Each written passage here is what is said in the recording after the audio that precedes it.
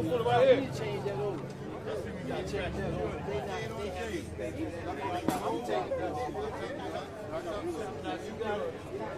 The Anthony and them TV guys, they got to stand. I changed that. Wait. I see we got the security team. Security team right here. Put it right here. I seen your niece this weekend on Car Less.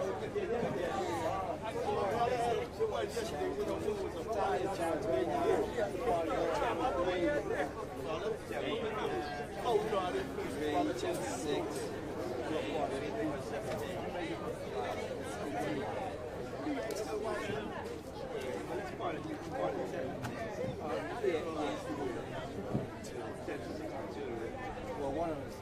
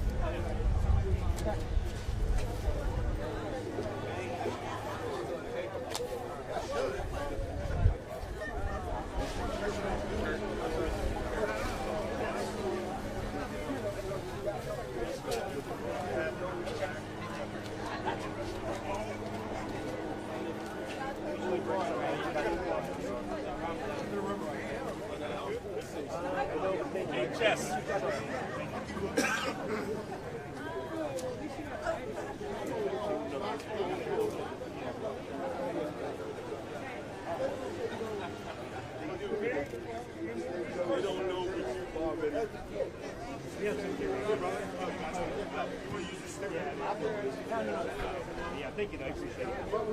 It's a snicker.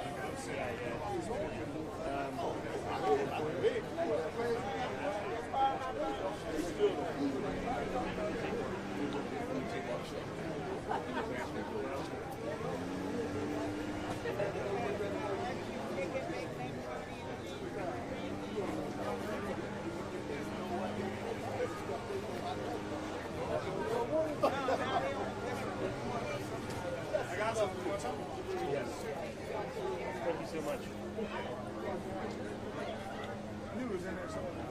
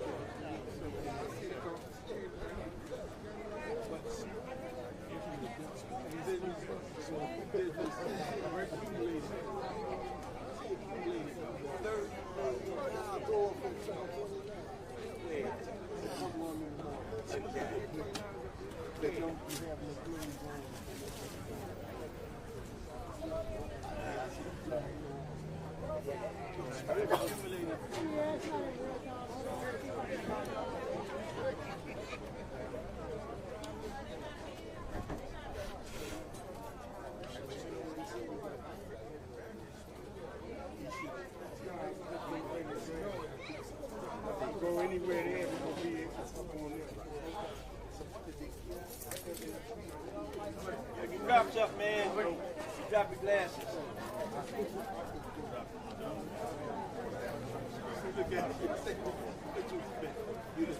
What do we got here? We got the sheriff, we got oh, no, this was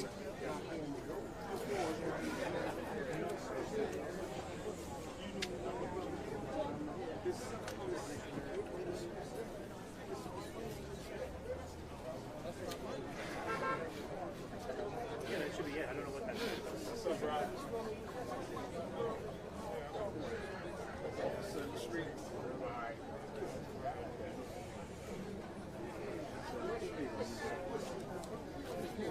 I'm not sure where he was living, but I know he won't go out.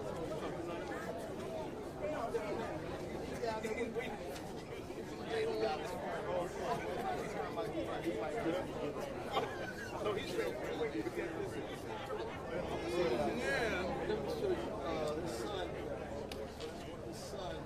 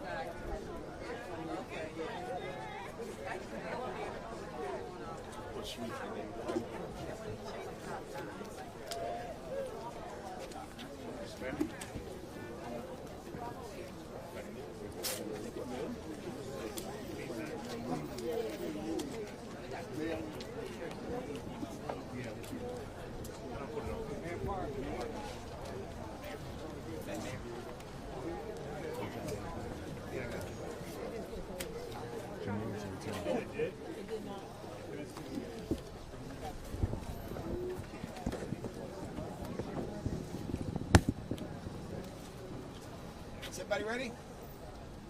All right.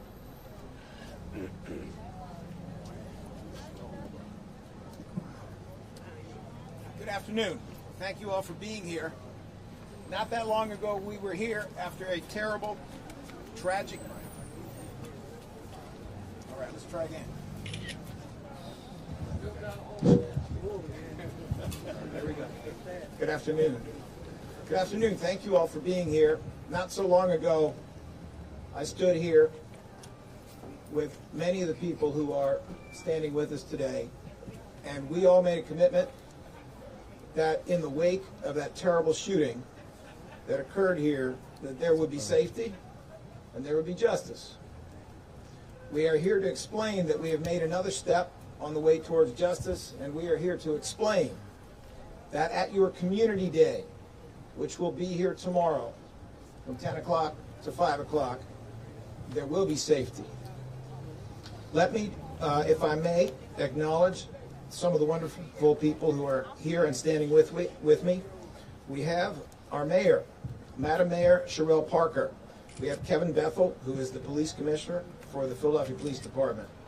Our sheriff, Rochelle Bilal, is here.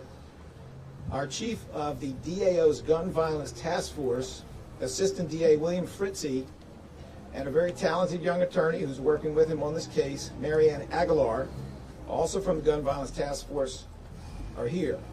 Imam Kenneth Nurdin is here, whose masjid this is. Senator Sharif Street is here. I'll leave it to him to explain the circumstances of his arrival, but we are always delighted to have him with us. I only have a few words, and then I will get out of the way so that we can get the details from ADA Fritzie, ADA Aguilar, and we can hear additional thoughts from the police commissioner, whose department has been such an excellent partner with us in the investigation of this case.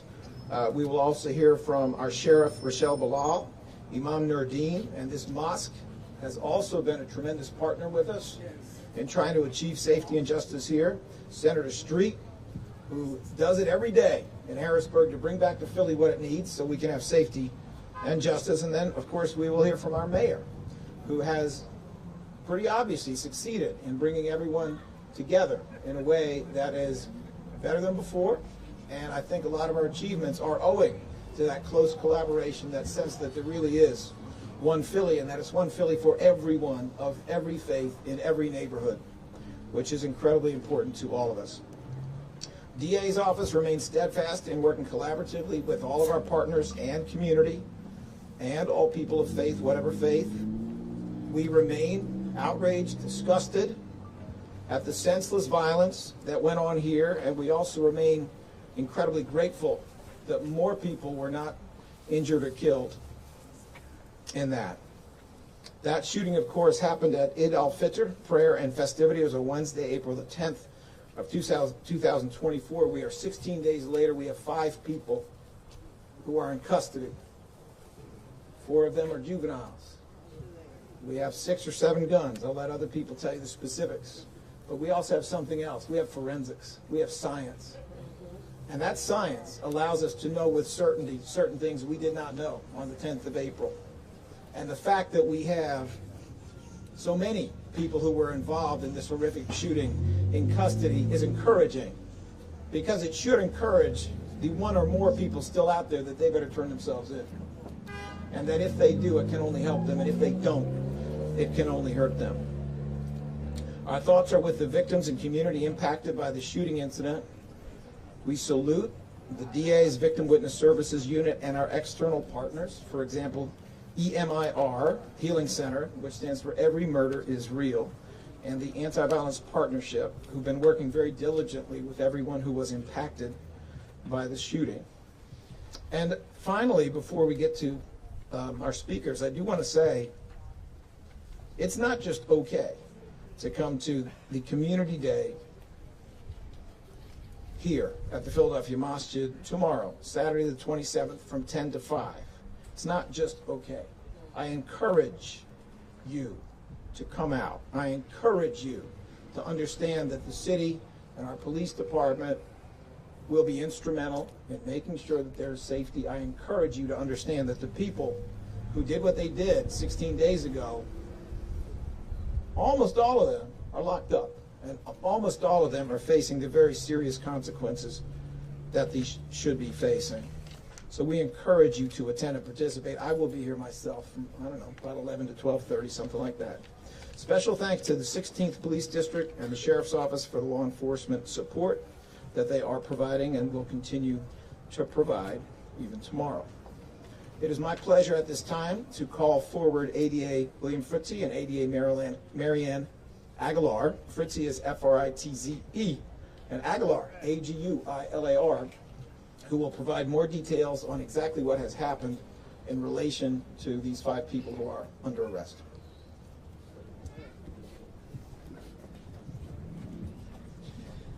Good afternoon. As the Chief of Gun Violence Task Force, we were asked to come and help with the investigation.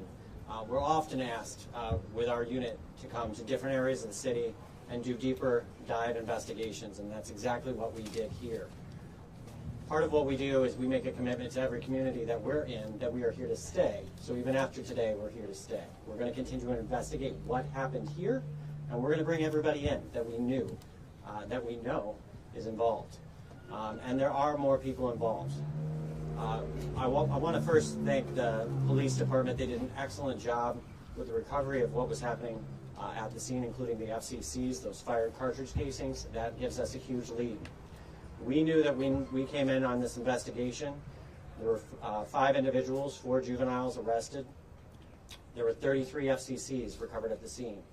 We can say today that the guns that we recovered and the individuals that are connected to those guns only point to 13 of those FCCs. So if you were one of the people that are pulling the trigger, I would tell you right now, before we ask the police department or the sheriff's department to come and find you at 6 in the morning, that you turn yourself in now. What we've learned is that there was a lot of problems going on, but what we are getting to is the facts. So today, I'm going to turn the mic over to Marianne Aguilar. She's going to tell you exactly what we did today. But those juveniles today will be charged as adults. They will be charged with aggravated assault. They will be charged with conspiracy, simple assault, and recklessly endangering another person. Any other witnesses who were there, if you're still afraid to come forward, please come forward. All right? We're here to help. We're here to help investigate. I also want to, again, thank the police department, thank the officer-involved shooting team, and thank the officers who did an excellent job that day and saved lives. Marianne. Good afternoon. My name is Marianne Aguilar. I'm with the Gun Violence Task Force, and I'll be handling this case vertically, so I'll be handling it from start to finish. I want to again also thank our law enforcement partners. The officer-involved shooting unit has been working tirelessly along with our forensic lab to start to put the pieces of this puzzle together. And as we said today, after April 10th, we've started to create that puzzle and been able to put together more pieces. And with that being said, as has been stated, we have 5 people that are currently in custody.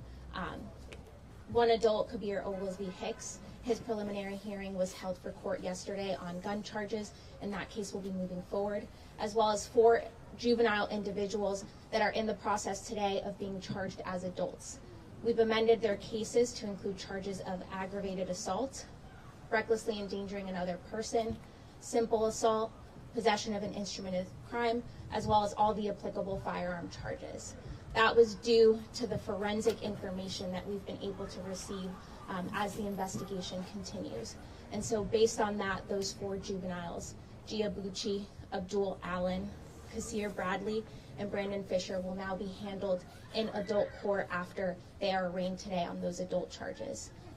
Our investigation is ongoing. As we've stated, we know that there's more pieces to this puzzle that we are still putting together. And as we've said, we're going to continue to work tirelessly until all of the individuals that pulled the trigger on that day are held accountable.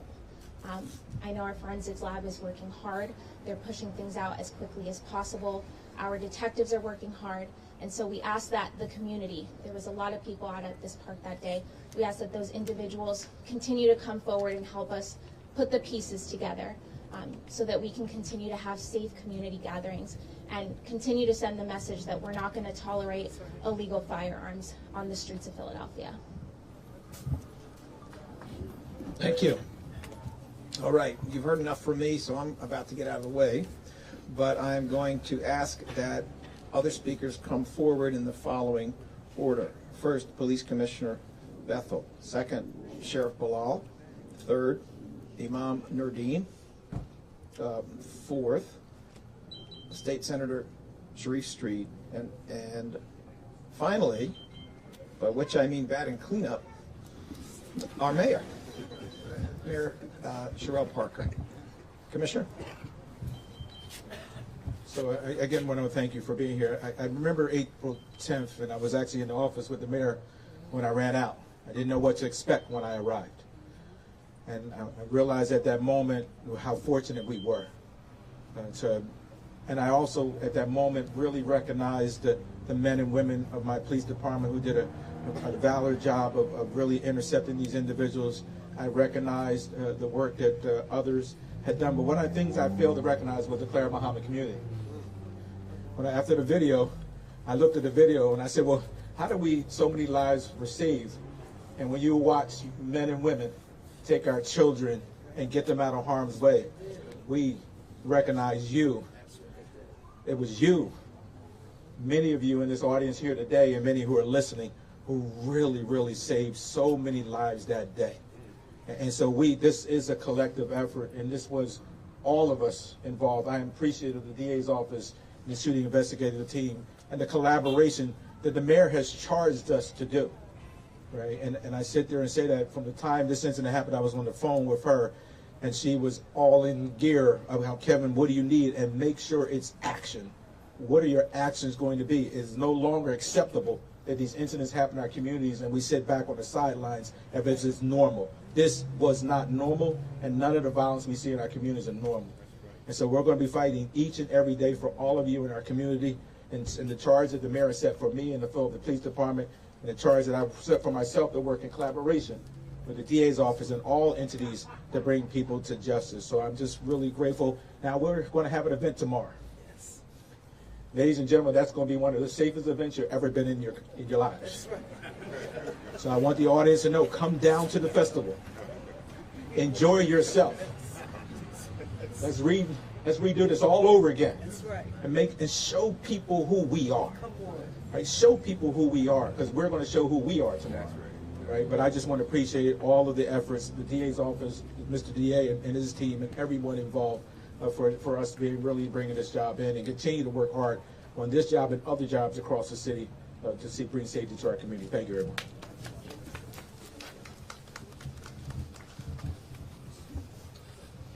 Assalamu alaikum. Good afternoon. Thank everybody for doing all that they could do on April the 10th and continue to do. Here's my message to the Ummah. We still got work to do. We still have people out there that is related to this incident, and not just this incident, but the incidents across this city. So I'm saying to you, these people got to eat somewhere. They got to sleep somewhere. And for some of us, they got to party somewhere. I'm saying to you, turn them in. Turn them in. Because the one thing you don't want this smoke coming to your house. So turn them in. We still got work to do. We are not completely finished in this. And so if you know of, hear of, please call the DA's office, because we need them off our streets. Thank you.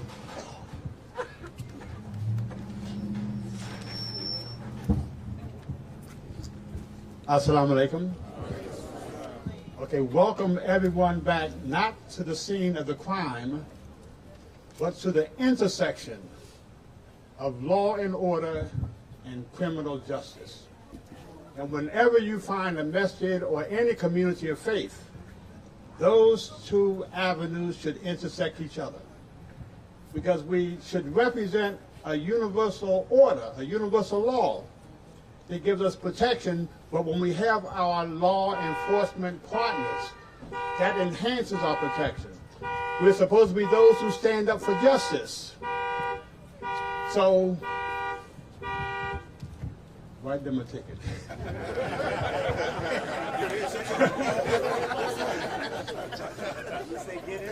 We stand up for justice.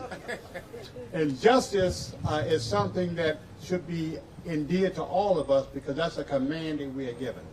So this intersection, we have our law enforcement and our criminal justice partners with us. And as long as we work together, we can begin to restore some order and some law. And we can bring those who need to come to justice, we can really arrest them so that they possibly can have a future in their life. Don't feel sad about the youth who are being incarcerated or will be incarcerated. But this may be a savior for them. Sometimes they need to be taken off the streets and put into an environment they can be a benefit. So we welcome everyone to come out tomorrow. It's a community day. It's a day of healing, a day of festivity, a day of activity. It's a day where we will be reminded. As long as we uphold law and order, we have protection. And that's what protected us from any real tragedy on the 10th. As long as we stand for justice, even if it's against ourselves, it's a medicine that sometimes we have to take to get well. And so I would really like to leave with this quote here. Generally, imams quote from the Quran. But for our Jewish and Christian brothers who are here today, in Corinthians it says, if my people who are called by my name will humble themselves and pray and seek my face and turn away from their evil and wicked ways, I will hear them from the heavens and I will heal their land. This is what we all need to do. That's in the Bible, but it's also in the Quran. Assalamu alaikum.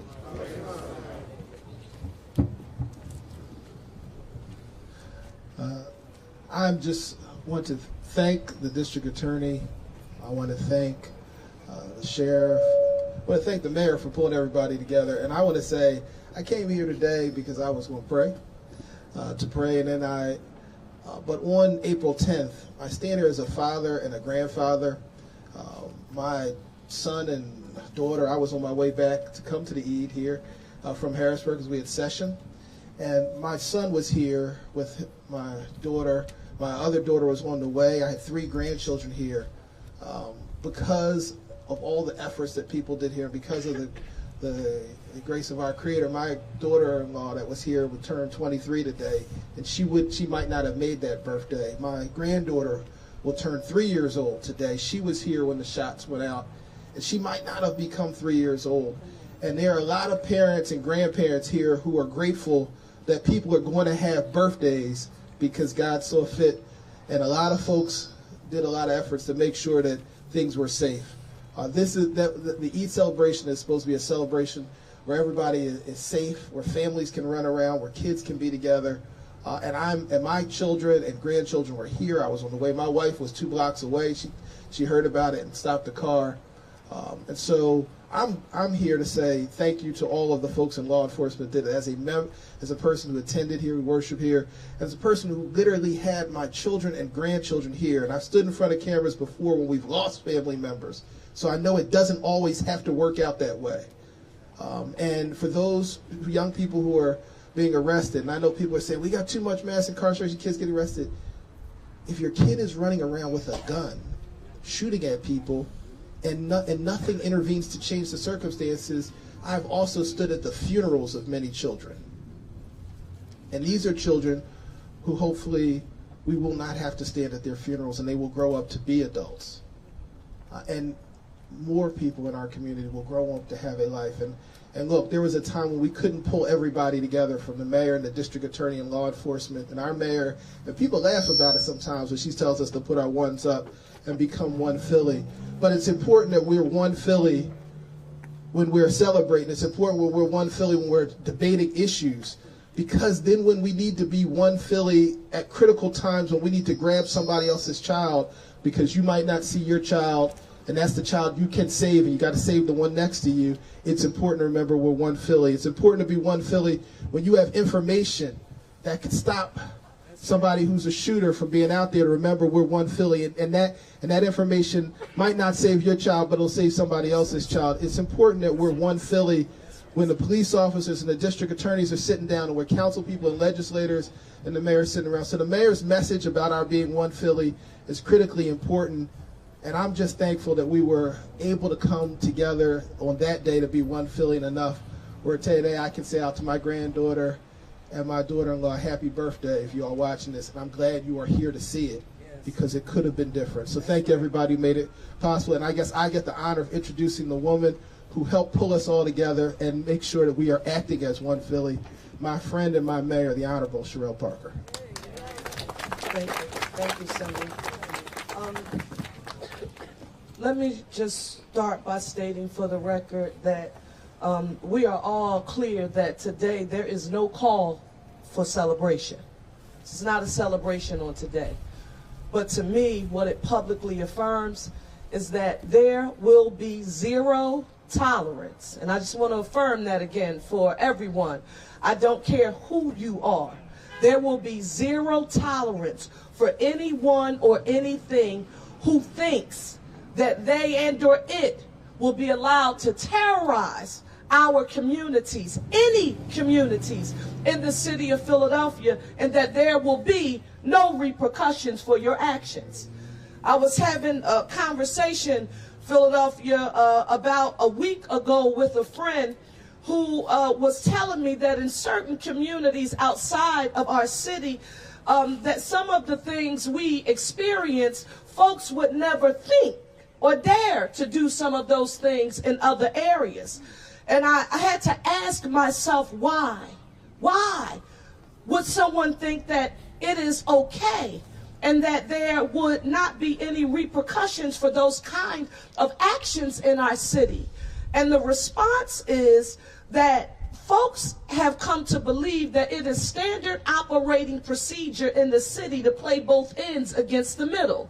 That is, instead of community, the district attorney, the police department, the gun violence task force, and the sheriff, and any other stakeholder coming together to solve crimes and come up with answers, that instead we would engage in a finger-pointing game. You need to know that on today, not I as mayor, District Attorney Larry Krasner, in partnership with Police Commissioner Bethel and Sheriff Rochelle Bilal and this gun violence task force, what they have affirmed to you today is that our local partners have worked together to solve crimes and to hold those who are responsible accountable for their actions. And it's also important to me that you all know this. Because, DA, I don't know, I think you were with us when we had the meeting in the mayor's reception room. And Imam Nuruddin, you heard me mention this as we met here earlier this week with imams from across the city, that there are some people who no longer fear the police department. They don't fear the district attorney's office. They only seem to respond when we start talking about alphabet partners coming in to help us. I need to affirm to the city that when you hear me talking about collaborative, intergovernmental cooperation, our partners here are a part of that, but that is also the FBI. That is also the ATF. That is also the Pennsylvania State Police. Anyone who has a nickel in the quarter so that we can make your public health and safety our #1 priority, I will not be ashamed to call on them for help to protect my people. And when you gave me an opportunity to lead, all of you are my people. And we're going to make good on that promise. Now, we do need you to do this. Go in some rooms and check under some beds and under some mattresses and some duffel bags that were supposed to have sports equipment in it, which is what one grandmother recently told me. Sherelle, I thought it was the sports equipment because he's supposed to be playing baseball. But instead she goes into the bag and she finds out that some weapons have been held for someone else. And she had no idea that they were in her house. So Philadelphia, on the day, we should be saying thank you to District Attorney Krasner. We should be saying thank you to Police Commissioner Bethel and Sheriff Rochelle Bilal for working together to ensure that those are responsible, are held accountable. And I want you to know that I will not apologize. I will not apologize for making sure that we make our public health and safety our #1 priority. I love you too much, Philadelphia. We love you too much to allow this to occur and not make your public health and safety our #1 priority. So come on out and hang out tomorrow. I believe I'll take our commissioner's word, our district attorney's word. You coming? You said you'll be here for about an hour, hour and a half. We want you all to come out and have a good time. We will not allow anyone to hold us hostage in our neighborhoods where we can't come out with our families and fellowship and enjoy life and enjoy each other. We will be here, and we want you to remember that there is nothing that will get in the way of us making protecting you our priority. Thank you.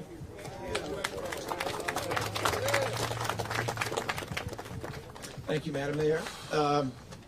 One Philly indeed.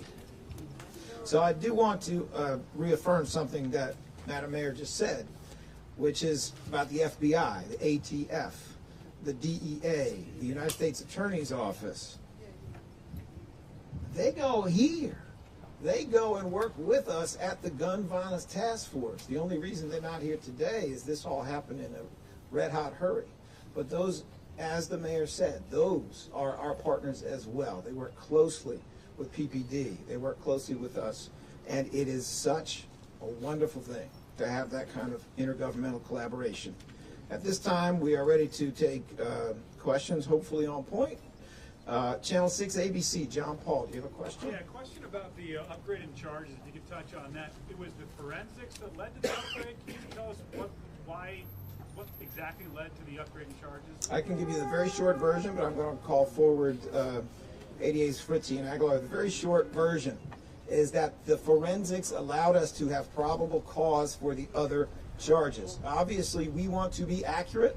There is a difference between possessing a gun and firing a gun. We want to make sure the people who do it are the ones in jail, and the people who don't are not falsely charged. So it is the forensics. But I will let ADA Fritzie and Aguilar answer that question more specifically.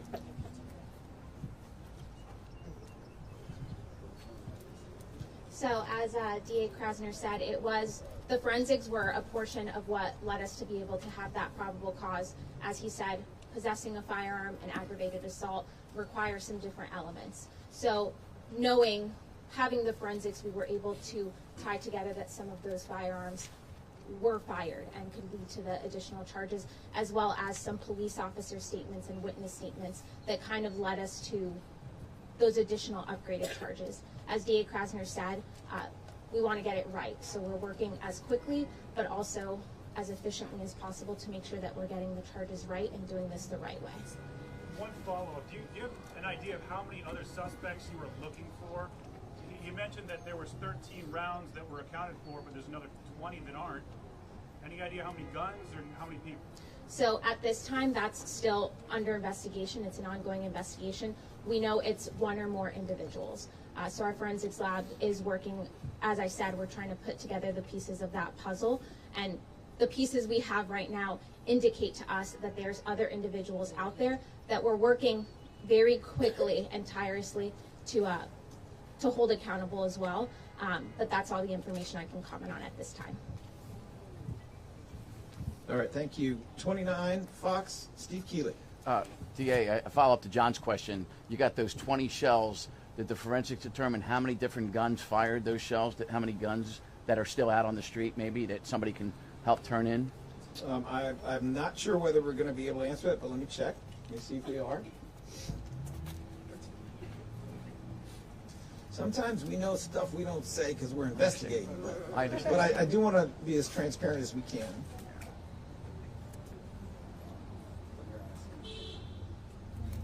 That matter is under investigation. That means you get more questions, Mr. Keeley. Well, I'll pass on to my other colleagues, and thank you for your answer. All right, thank you. NBC 10, Francis Wang. Hi, DA Krasner. The people you already have in custody, have they been able to shed light at all as to who you're looking for? Could they be connected? Could they just be other people who got caught up in the chaos or took advantage of a chaotic situation? Any indication as to who we're looking for or if they're connected to the specific group you already have in custody? So, first of all, I got about 36 years in on one side or the other of a courtroom, and I'm very, very familiar with cooperation.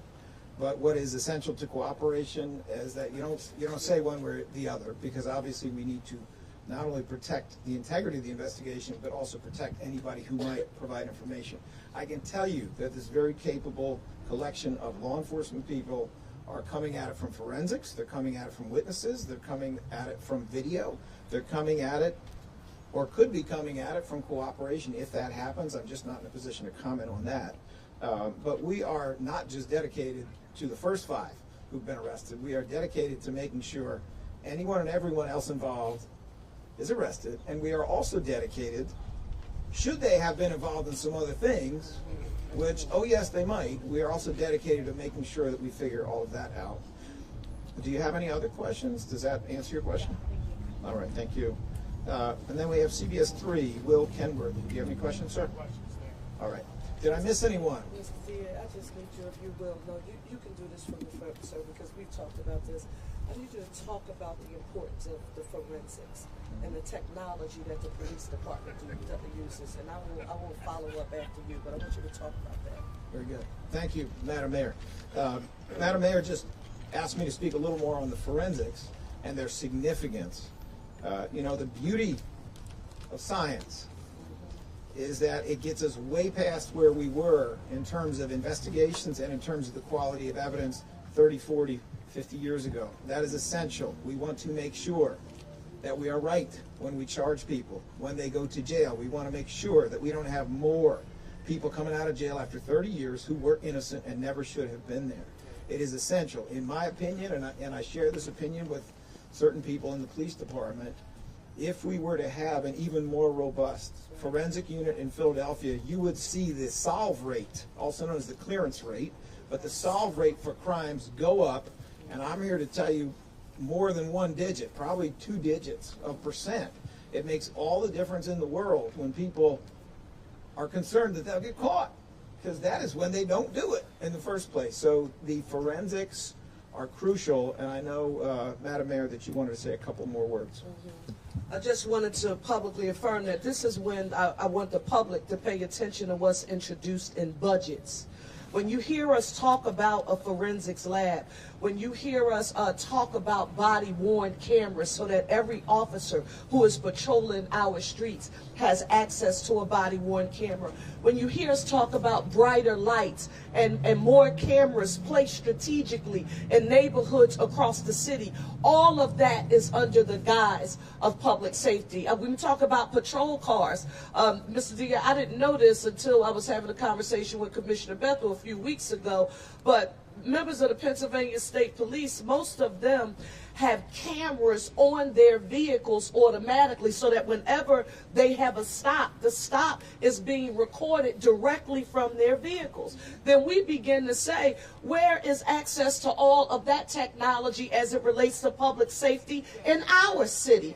Whether that's DNA, that's used to prove someone's guilt and or innocence, or any other kind of technological advancements. I'm talking about being able to use a drone, you know, in the sky rather than a body sometimes to determine when a 911 call is made, a crime is taking place in a particular place that can get there faster than a car could. Us being smart with our dime and smart with technology. So I want to give you credit here, District Attorney Krasner, because about 1.5 years or 2 years ago, you were one of the very first people to have a conversation with me about the power of forensics and making an investment. And Commissioner Bethel, we have heard your cry, sir, as well, and we got the point. And when you all are advocating for budgets here in the city of Philadelphia, particularly the One Philly budget that I've introduced that council is in the process of considering, I want you to ask, how are we coming along with the technological advancements needed to advance public safety here in the city of Philadelphia? That's when we can connect the budget to the neighborhood and whether or not we feel safer using technology as a tool. Thank you. Sir, can I have one follow-up now? Yes, sir. You get this question a lot when we have these news conferences. Of these 5 defendants that you have in custody, did any of them have prior contact with police or the DA's office in prior cases? So as for the juveniles, we will not be commenting on any prior record. They are in a situation now where, although they are juveniles and therefore much information is still protected by the Juvenile Act, their names are public because their cases have been filed in adult court. But I can't cross that line in terms of talking about whatever juvenile record they might or might not have had.